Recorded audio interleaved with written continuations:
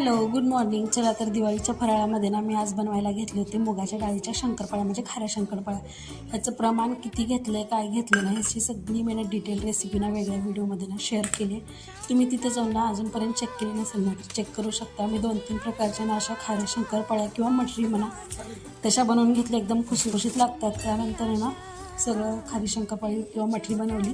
स्वयंपाक देखील करायचा, त्यासाठी ना स्वयंपाकाला इकडे तयारी करून घेतली. अगोदर डाळ लावून घेतली, कुकर लावून घेतला.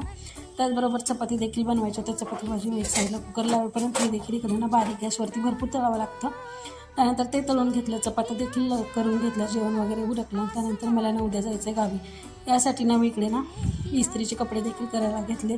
तर आठवडाभर इस्त्रीचे कपडे नसतील यांच्यासाठी मी इस्त्री करून दिली. आणि असं संपला आजचा दिवस. तुम्हाला कसा वाटला मला नक्कीच कमेंट करून सांगा. तोपर्यंत भेटूया नेक्स्ट व्हिडिओमध्ये. तोपर्यंत तुमची काळजी घ्या. Take care. Tata, bye bye.